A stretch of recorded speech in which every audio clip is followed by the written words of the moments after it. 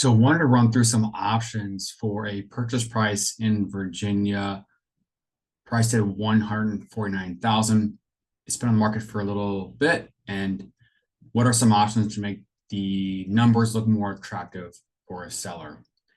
And so this is not based on any type of quote or rates. It's just an example, no APRs. This is actually for a previous scenario that I provided for a client. But in this scenario, let's say that 0 points is at 7%. You can see down here, 0 points. And the purchase price in the bottom right corner, 149.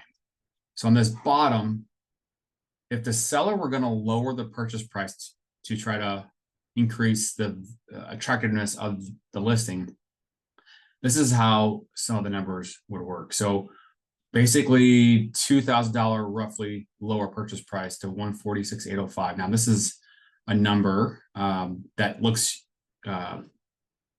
interesting or unique, but there's a reason behind it.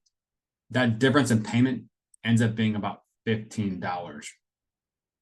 So if they lower it down to 145,342, then that payment ends up being about $25 lower than the original 1190.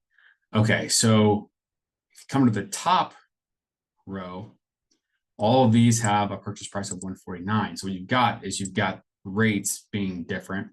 So instead of lowering the price, let's say that the seller were to provide a seller credit, and then the buyer could then choose to use towards buying down the interest rate. And again, just all hypothetically speaking here. So payment 1190, if the rate goes down to 6.5%, it's going to be a difference of $48 a month difference. And we are just using an example. Let's say it costs a 1.5 to get there. So that's a dollar amount cost at closing of $21.95.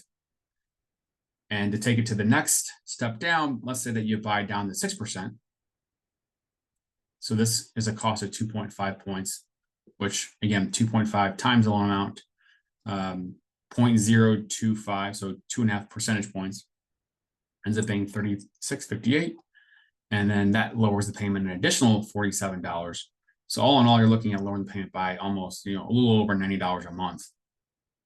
And so the difference of $36.58 going towards points versus lowering the price, you can see $10.94 versus $11.64.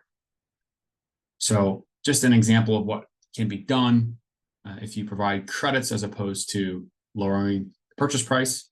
And if you have any questions, you can reach out to me either on my email right here, my cell phone, which you can text on, or our BAT line, which is a full service dedicated line for mortgage questions.